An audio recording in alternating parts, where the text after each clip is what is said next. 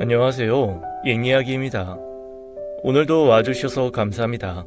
옛이야기 채널은 사연 읽어주는 남녀 채널에서 지금은 삭제되어 들을 수 없는 21년도에 소개해드린 사연 중 베스트 사연만 뽑아 다시 읽어드리는 채널입니다. 구독과 좋아요 부탁드리며 오늘의 사연 바로 시작하겠습니다. 안녕하세요. 저는 40대 중반의 남자입니다.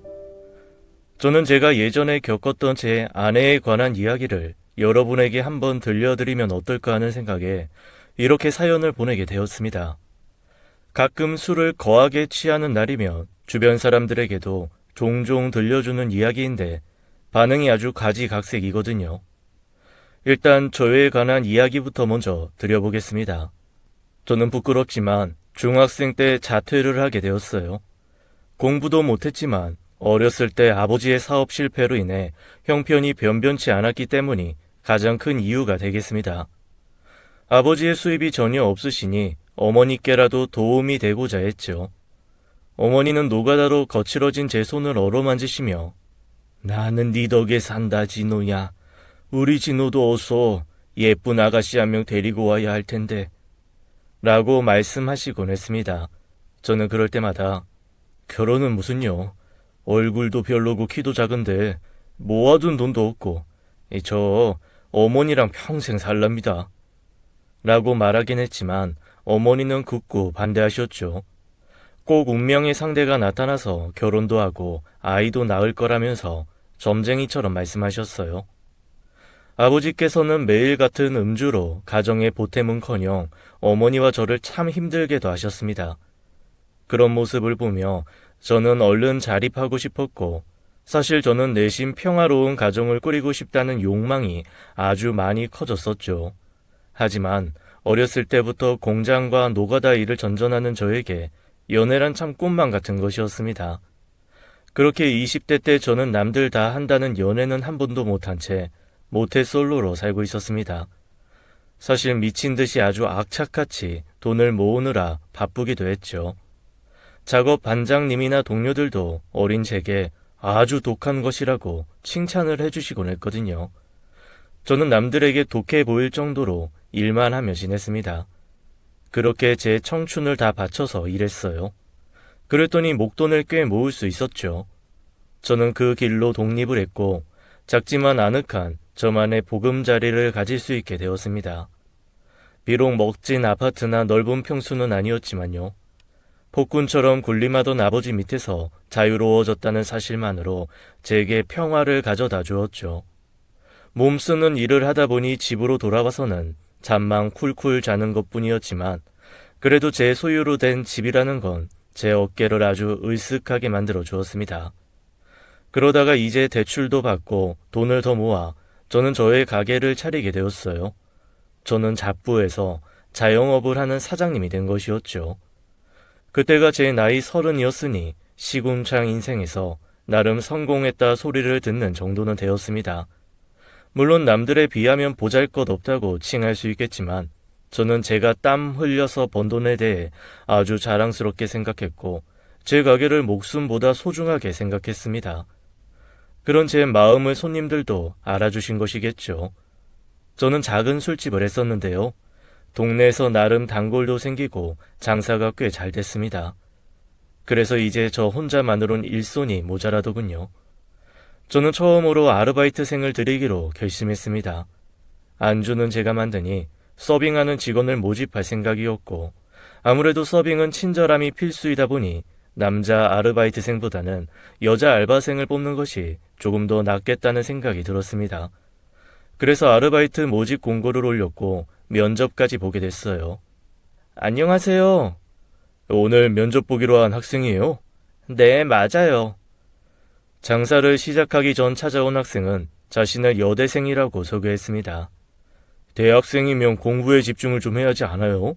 내가 대학을 안 나와서 잘 모르기는 한데. 괜찮아요. 그녀는 사근사근 웃으며 자신은 곧 취업할 예정이라고 했죠. 사근사근하고 얼굴도 운동상이라서 서빙을 하면 무척이나 괜찮겠다는 생각이 팍 들었고 저는 그 자리에서 여학생을 채용했습니다. 역시 제가 어렸을 때부터 일한 감이라는 게 있는 건지 여학생은 손도 야무지고 손님들에게도 서글서글 잘하더라고요. 사장님, 아예 알바 참 잘 뽑았어. 아주 야무지게 잘해줘야겠어. 단골 분들께서도 이렇게 칭찬할 정도였으니까요. 요즘 애들은 싹수 없게 투덜거리면서 일하기 싫은 티나 내는 애들이 많은데 제 가게 여자 알바는 참 착한 애로 뽑았다고요. 저도 웃으며 그 생각에 동의했죠. 손님들의 칭찬도 자자하고 가게 장사도 좀 더 잘 되는 것 같고 저는 고마운 마음과 앞으로도 열심히 일해달라는 생각으로 여학생에게 술을 사주었습니다. 대학생들은 술 많이 마시지 않아? 저는 친구가 별로 없어서 그렇지도 않아요. 에휴, 나 같은 아저씨랑 마시는 것보단 친구들이랑 마시는 게 훨씬 재밌지. 사장님은 하나도 아저씨 안 같은데요? 훨씬 재밌어요. 가게 마감을 한 뒤 잘 나가는 안주와 함께 술 한잔하니 점점 친해지게 되더라고요. 저도 어린 사장이다 보니 대학생과도 말이 잘 통했죠. 게다가 전문대학교지만 대학생인데 아르바이트까지 하고 참 대단한 아이구나 라는 마음과 함께 인간적인 호감이 들었습니다. 그리고 그렇게 지내다 보니 어쩔 수 없이 저는 여학생에게 점점 애틋한 마음이 생기고 말았습니다. 저와 나이 차이도 8살밖에 안 나고 매일 같이 붙어 있다 보니 게다가 제가 여자를 또 잘 안 만나봤는데 이렇게 대화를 나누는 여자가 생기다 보니 사람 마음이라는 게 참 어쩔 수 없더군요. 처음에는 어린 소녀로만 보이던 여학생이 이제 여자로 보이게 되었습니다. 그리고 이런 감정은 그녀도 마찬가지였던 모양이에요. 언제나 그랬듯이 가게 마감 후에 저는 술 한잔하고 가라며 또 야식을 만들어 주었고 그녀도 그날따라 술이 잘 들어갔는지 평소보다 많이 마시더라고요. 저는 천천히 마시라며 어깨를 토닥여 주었는데 갑자기 볼이 새빨개진 그녀가 제 어깨에 머리를 기대오는 겁니다. 저는 너무 놀라서 당황한 채 딱딱히 굳어버리고 말았는데 글쎄 그녀가 제게 이렇게 말하는 겁니다. 사장님, 아니 오빠, 저 밤마다 오빠가 자꾸 생각이 나요. 어쩜 좋아요? 오빠는 안 그래요?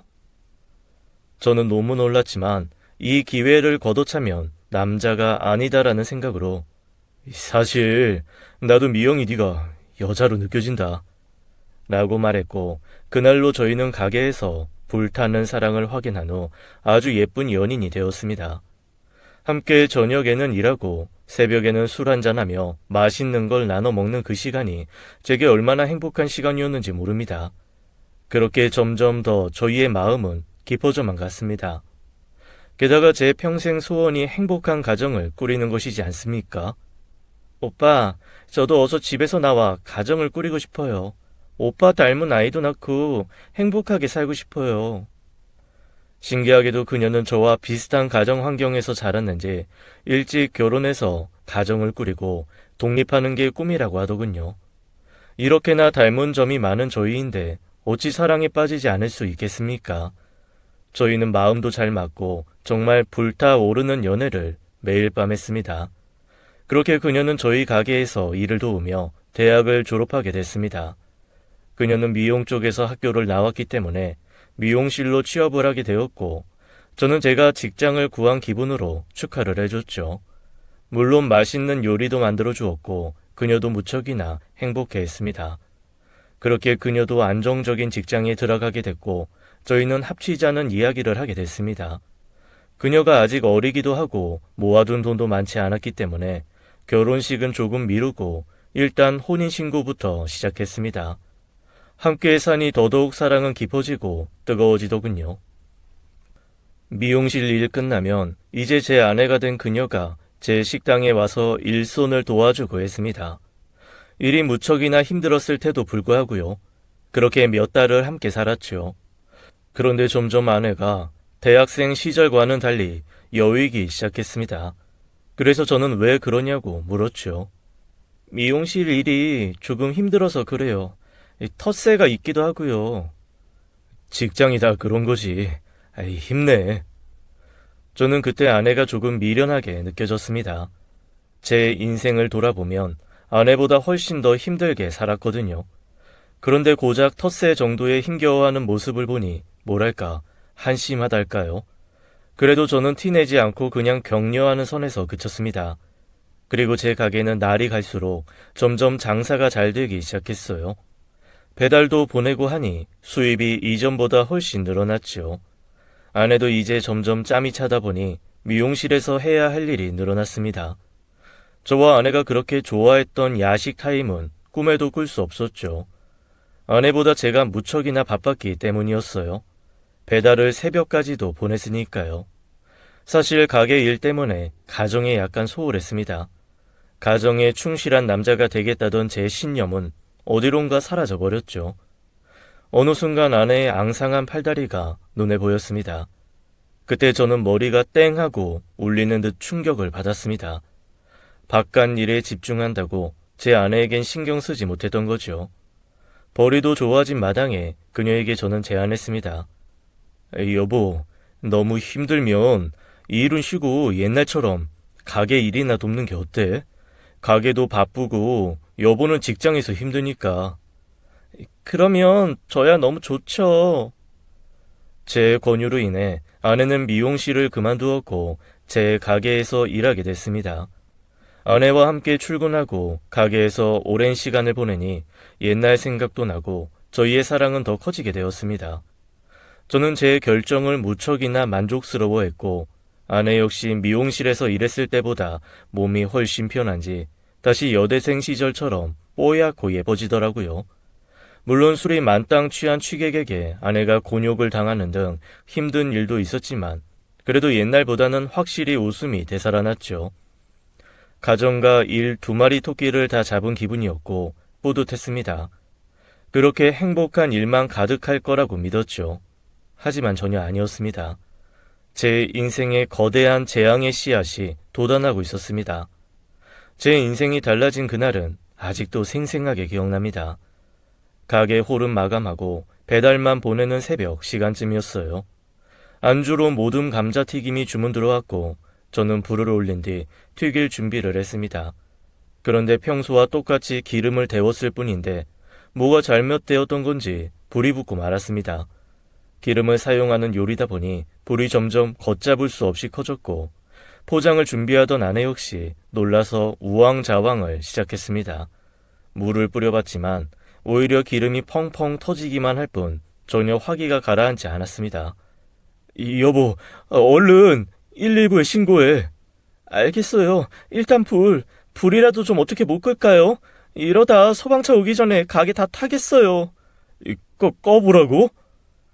아내가 적당히 수습이라도 해야 할 것 같다며 비명을 지르는 모습에 저는 수습이라도 해보고자 불이 붙은 프라이팬 쪽에 다가갔고 그 순간 펑!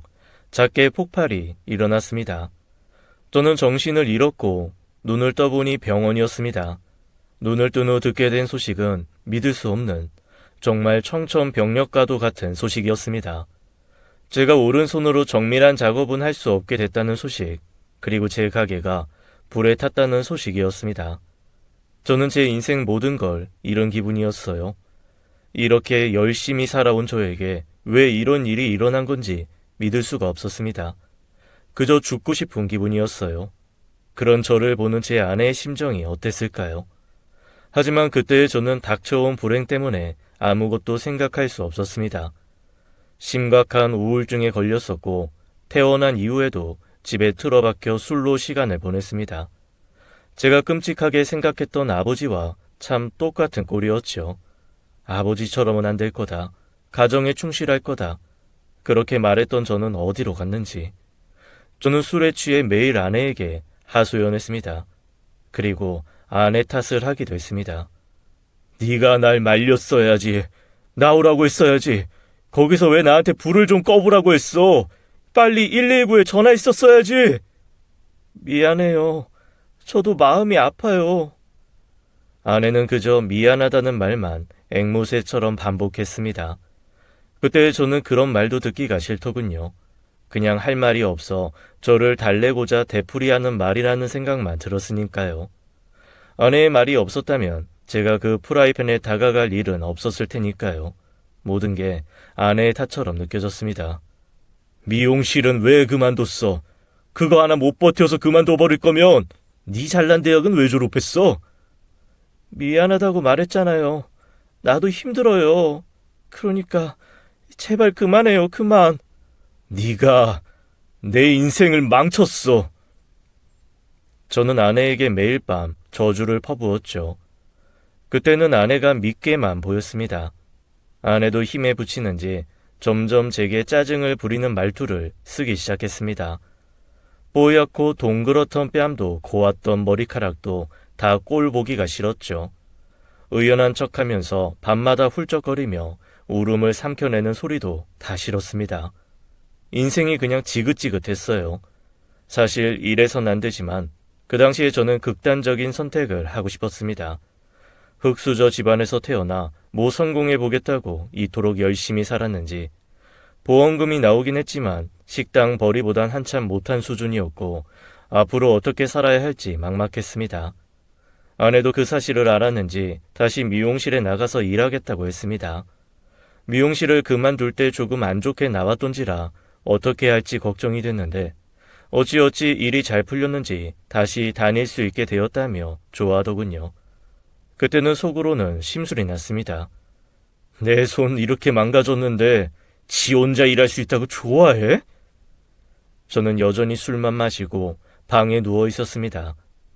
인생을 바쳐 이뤄냈던 가게가 홀라당 사라지고 손은 잘 써지지도 않으니 삶의 의욕이 모두 없어지더군요. 아무것도 하기 싫은 상태가 지속됐습니다. 그렇게 몇 달을 죽은 것과 다름없이 살았어요. 그런데 어느 순간부터 뭔가 이상함이 느껴졌습니다. 여보! 여보! 어딨어? 저녁 9시에서 10시 정도면 미용실을 마감하고 아내가 돌아와야 하는데 잠에서 깨어나 보니 아내가 집에 없더군요. 저는 기분이 너무 나빴습니다. 남편은 집에 이렇게 처박혀 있는데 왜 아직도 밖을 싸돌아 다니는 건지 이해가 안 됐습니다. 그래서 당장 전화했죠. 당장 안 들어와! 시간이 몇 시야? 일이 많아요. 요즘 일 많다고 제가 몇 번 말했었잖아요. 시끄럽고 술이나 사와! 일이 많다고 하는 말이 어찌나 듣기 싫던지 저도 마음속으로 예전처럼 바쁘고 정신없게 일하고 싶었으니까요. 집에서 가만히 누워 아내를 기다리는 제 꼴이 무척 한심하고 비참했습니다. 쓸모없는 가장으로 전락한 것이었죠. 저는 괜히 소리를 버럭 질렀고 아내는 듣기 싫은지 대답이 없었습니다. 불쾌한 채로 다시 잠자리에 들었고 눈을 떠보니 아침이었어요. 제 옆에는 편의점 검은 비닐봉지가 놓여있더군요. 소주 몇 병이 들어있는 걸 보고 아내가 사서 옆에 뒀다고 생각을 했습니다. 그러면서 동시에 냉장고에 안 넣어놨다는 사실로 화가 났어요. 별것도 아닌 건데 분노가 잘 참아지지 않았습니다. 그날 이후부터 아내의 귀가 시간은 점점 늦어지기 시작했습니다. 어느 날은 외박을 한 건지 의심이 들 때도 있었어요. 그런데 그때는 제가 술독에 빠져 있었기 때문에 정상적인 사고가 안 됐습니다. 그냥 계속 잠을 자고 깨어나면 술 마시고 취하면 자고 깨고만 반복했었으니까요. 어쨌든 저는 이상한 의심이 들어 아내를 추궁했습니다. 당신 뭐하는 여자야? 어제도 새벽 1시가 넘어갈 때까지 안 들어오더라? 미용실 일이 너무 바쁘다고 했잖아요. 돈이 부족한데 일이라도 열심히 해야죠. 저는 괜히 제게 눈치를 주는 것 같아 기분이 나빴고 더 묻지 않았습니다. 손을 잃고 돈 한 푼 못 벌게 된 제가 죄인이었죠. 그리고 아내의 귀가는 더욱 늦어졌습니다. 사실 매일 술에 취해 사느라 그 사실을 잘 몰랐었는데 어느 날부터 그 사실을 인지하게 됐죠. 저는 자꾸만 의심이 들었습니다. 아내와 대화다운 대화를 나눈 지도 굉장히 오래되었으니까요. 게다가 아내가 근처에 있을 때 자꾸 낯선 향이 나곤 했습니다. 아시려나요? 싸구려 모텔 샴푸 냄새 같은 거 말입니다. 그리고 가끔 남자의 스킨 냄새 같은 것. 계속 의심스러운 정황이 쌓이고 쌓이니 수상하기만 했죠. 귀가 시간이 늦지 낯선 냄새가 묻어서 들어오지 심지어 굉장히 찝찝했던 사건이 있었습니다. 어느 날 아내가 묵직해 보이는 검은 비닐봉지를 손에 들고 일찍 집에 들어오는 겁니다. 술이야? 소고기예요. 이 앞에서 싸게 팔길래 사왔어요. 돈이 남아 돈이야? 우리 팔자에 무슨 소고기야? 싸게 팔아서 사왔다고 했잖아요. 그리고 이 정도 먹을 돈은 벌고 있어요. 저는 코웃음을 치며 영수증을 확인했습니다. 많이 비싼 소고기는 아니었지만 그래도 쏘다 보니 가격이 꽤 되었습니다. 이 여자가 대체 어디서 돈을 벌어오는 거야? 이상한 생각이 들었습니다. 미용실 월급이야 제가 대충 알고 있는데 생활비로 쓰기도 급급한 수준입니다. 저는 나를 잡고 아내를 미행하고자 결심했어요. 그때는 정말 의심이 아닌 확신이 들었어요. 아내가 미용실에서 퇴근할 시간쯤 모자를 꾹 눌러 쓰고 나갔습니다. 검은 외투에 검은 모자까지 완전히 범죄자 차림이었죠. 작정을 했던 저는 카메라까지 빌려 목에 걸고 다녔습니다. 최악의 상황을 마주하게 된다면 증거로 남기기 위해서였죠. 저는 아내가 미용실에서 퇴근하기 전부터 앞에서 기다리며 어디로 가는지 확인하기 위해 조금 이른 시간에 집을 나섰습니다.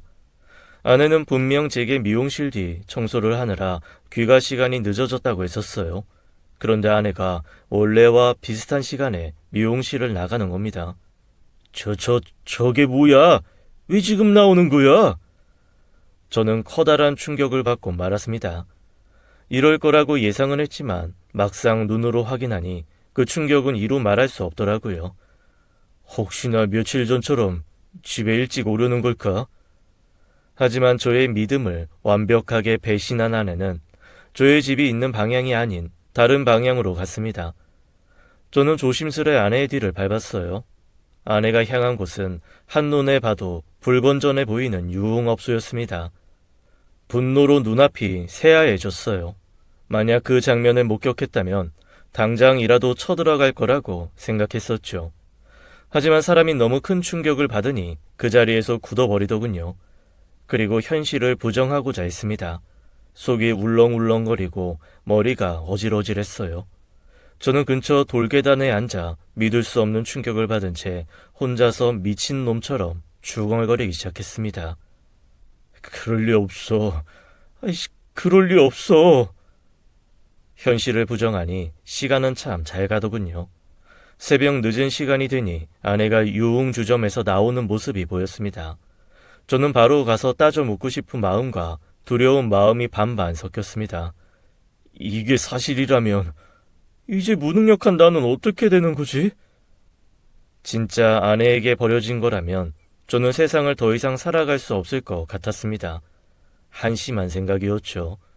하지만 그때는 아내가 벌어온 돈으로 먹고 사니 왠지 버려진다는 느낌이 들더라고요. 어쨌든 정신없는 와중에서도 카메라로 유흥주점을 벗어나는 아내의 모습을 담았습니다.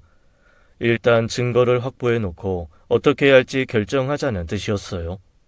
이제 집으로 돌아올 아내에게 무슨 말을 해야 할지 생각하려 하는데 아내가 이번에도 집이 아닌 다른 곳을 향하더군요. 아내가 향한 곳은 웬 구석진 곳에 있는 모텔이었습니다. 저는 더 이상 아무 생각이 들지 않았습니다. 순수한 제 아내가 어떻게 이렇게 변해버린 건지 불결하고 더러운 여자가 됐다는 생각만 남았습니다. 저는 당장 집으로 돌아갔습니다. 소리를 고래고래 지르며 물건을 다 던져버렸습니다. 아내의 옷을 가위로 모조리 찢어버리고 화장품을 박살내고 그래도 화가 풀리지 않더군요.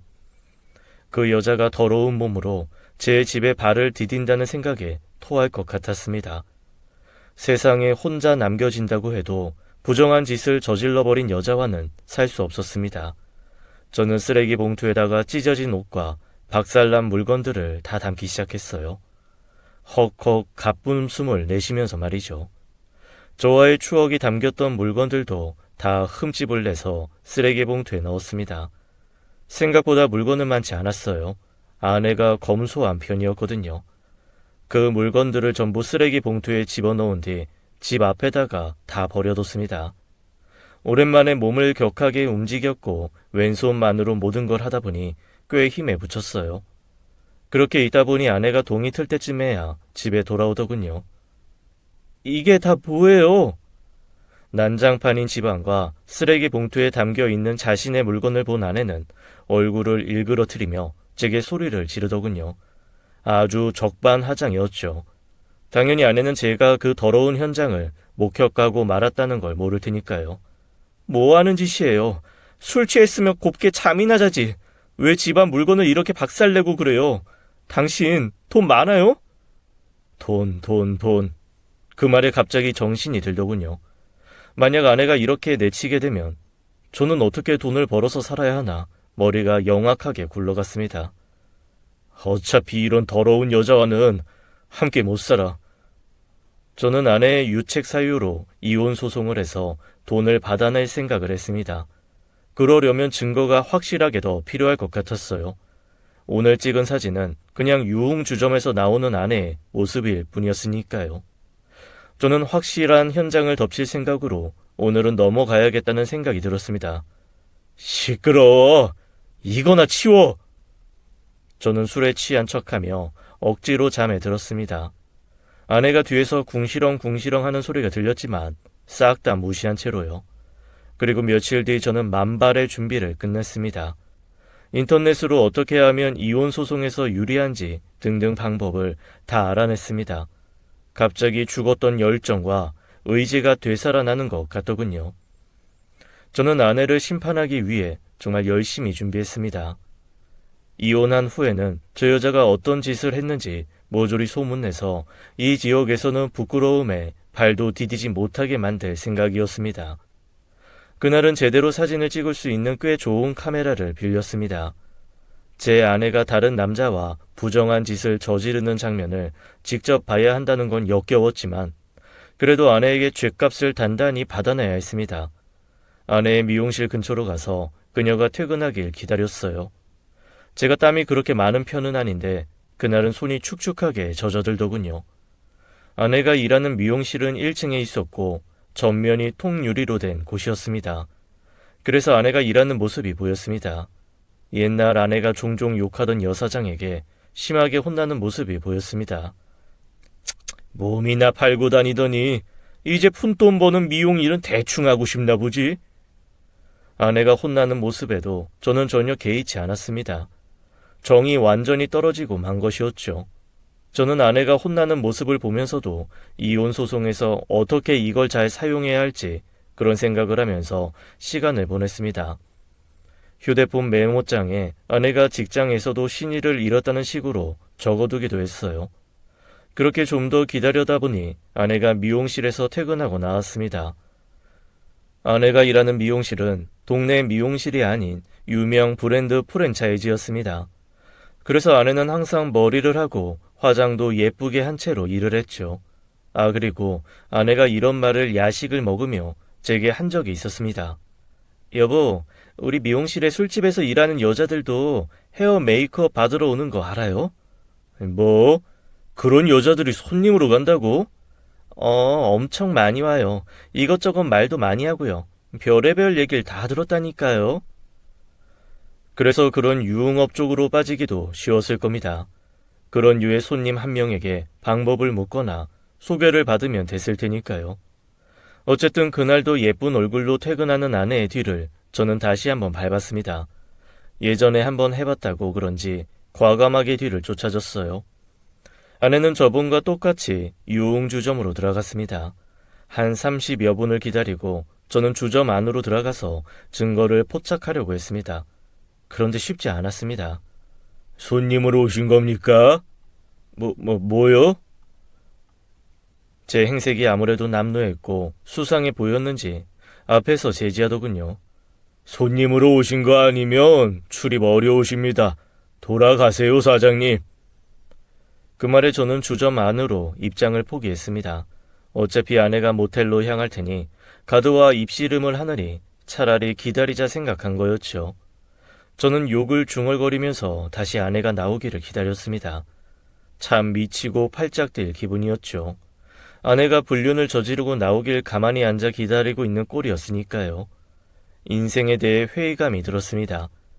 그렇게 밖에서 몸을 떨며 한참을 기다렸어요. 아주 늦은 새벽이 되어서야 아내가 밖으로 나오더군요. 그때 시간이 정확히 기억나진 않지만 못해도 4시, 5시쯤 됐을 겁니다. 아내는 그때와 똑같이 모텔로 향했습니다. 옆에 남자 손님은 보이지 않더군요. 단속 때문에 아예 모텔 호수만 알려주고 만남을 가지는 것 같았습니다. 아내는 모텔로 올라갔고 저는 또 20분 정도 후에 모텔 카운터로 갔어요. 사실 약간의 걱정이 들었습니다. 아까처럼 출입조차 못하게 되면 어떡하나 막막하더라고요. 그런데 운이 좋게도 카운터에 사장이 자리를 비웠는지 보이지 않았습니다. 이 모텔 안에서 어떻게 미영이를 찾아내지? 운 좋게 모텔 안으로 출입은 했지만 아내가 묵고 있는 호실을 몰랐습니다. 다시 카운터로 돌아가 조금 전 들어온 아가씨가 몇 호실을 쓰냐고 묻기라도 해야 하나 고민했습니다. 그러다가 의심이라도 받아 내쫓길 수도 있겠다 싶었어요. 저는 일단 막무가내로 모텔 안을 돌아다녔습니다. 낡고 허름한 곳이라 그렇게 크지 않은 게 다행이었죠. 안 되면 문에 귀라도 대볼 심정으로 모텔을 돌아다녔습니다. 그런데 어떤 방에서 불빛이 밝게 새어나오고 큰 소리가 들리는 겁니다. 아이씨, 이 아줌마야. 오늘 욕조 제대로 청소 안 되어 있다고 컴플레인 들어왔었잖아. 안 그래도 손님 없는데 아줌마 때문에 더 떨어지게 생겼어. 죄송합니다. 제가 본다고 봤는데. 모텔에서 청소하는 직원이 일을 제대로 안 한 모양인지 혼나고 있는 소리였어요. 저는 그런 것 따위에 정신 팔릴 시간이 없었던지라 빨리 그 방을 지나치려고 했습니다. 그런데 사람이라는 게 큰 소리가 나면 어떻게든 시선이 가지 않습니까? 방 안을 지나치면서 살짝 그 안을 훑어보는데 그 방 안에 익숙한 여자가 고개를 푹 조아린 채로 있는 겁니다. 저건 미영이잖아. 미영이가 대체 왜 모텔에서 혼나고 있는 건지 순간 이해가 안 됐습니다. 주점에서 남자를 물어 모텔로 온 줄로만 확신하고 있었는데 갑자기 알 수 없는 장면에 머리가 단단히 굳고 말았습니다. 아니, 일만 시켜달라고 사정사정해서 시켜줬으면 일을 제대로 좀 해야 하는 거 아니에요? 아줌마가 현금으로 받아야 한다고 떼를 부려서 현금으로 돈도 줘. 새벽에 일해야 한다고 해서 그거 배려해줘. 내가 못해준 게 뭐예요? 죄송해요. 제가 좀 더 신경 써서 일할게요. 뭐 불쌍한 사정 늘어놓으면서 사정할 땐 언제고 돈 주니까 이제 일은 대충 해도 된다 이건가? 그런 거 아니에요. 죄송합니다. 그 호실은 청소 다시 할게요. 이건 월급에서 다 제외입니다. 알았어요? 일 똑바로 해요. 애 엄마라고 불쌍히 여겨 일하게 해줬으면 고마운 줄 알아야지. 혀를 쯧쯧하며 모텔 사장이 방을 나오려 하더군요. 저도 모르게 황급히 구석으로 도망을 쳤습니다. 혹시나 그들이 저를 발견할까 봐서요. 저는 그 길로 몰래 모텔에서 빠져나왔습니다. 상황 파악이 되니 그간 아내가 새벽에 무슨 일을 했었던 건지 다 알겠더라고요. 네, 아내는 뭔가 마음이 아픈 저를 위해서 새벽마다 유흥주점을 청소하고 모텔 방을 청소했던 겁니다. 그래놓고 그렇게 힘들게 번 돈으로 저 먹일 소고기나 사왔던 아주 미련한 여자가 제 아내였던 겁니다. 집으로 돌아가는 길에 눈물이 펑펑 쏟아졌습니다. 새벽이라 사람은 드물었지만 마주치는 사람이 이상하게 바라볼 만큼 길바닥에 주저앉아 펑펑 눈물이 흘렀습니다. 밀려오는 너무 큰 슬픔에 부끄럽지도 않았습니다. 그동안 아내에게 화를 내온 제 모습과 아내를 의심한 모습이 떠오르며 제 자신이 한없이 부끄럽게 느껴졌습니다. 애 엄마라는 건 무슨 소리지? 모텔에서 일하기 위해 거짓말을 한 것이라고 생각이 들면서도 동시에 왠지 이상한 감이 들더군요. 집에 도착한 저는 아내가 매일같이 쓰던 가계부 다이어리를 확인해 보았습니다. 아니, 확인할 것도 없었습니다. 다이어리 맨 앞장에서 펄럭이며 떨어지는 아기 초음파 사진 한 장. 남편도 없이 산부인과에 가봤을 아내의 심정이 어땠을지 초음파 사진은 뚝뚝 흐르는 제 눈물로 젖어들고 있었습니다. 모텔 청소까지 마친 아내는 집에 들어왔고 아이처럼 엉엉 우는 제 모습을 보며 무척이나 놀랐습니다. 여보, 왜 그래요? 왜 울고 있어요? 미영아, 미영아.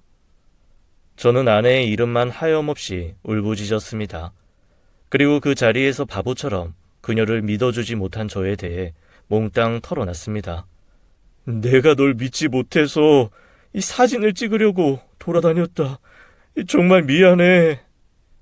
오해할 만 했어요. 저라도 의심했을 거예요. 그런 걸로 너무 미안해하지 말아요. 잘 해결됐으니 더 잘 된 거 아니겠어요?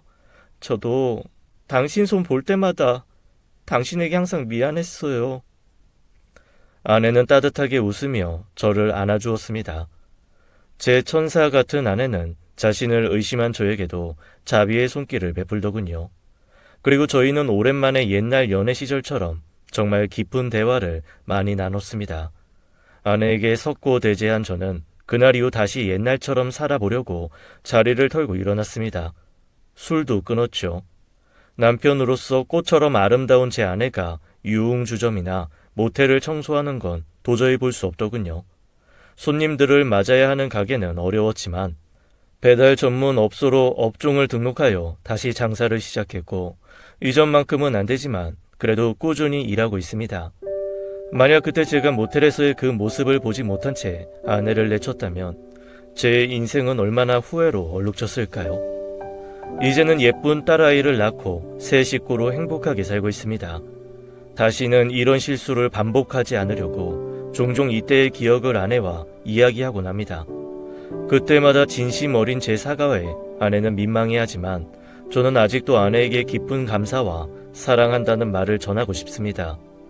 제가 다시 인생을 살아갈 수 있는 건 저를 구원해준 아내 덕분입니다. 지금까지 옛 이야기였습니다. 끝까지 함께 해주신 여러분 감사드리며 저희는 다음 사연으로 돌아올게요. 감사합니다.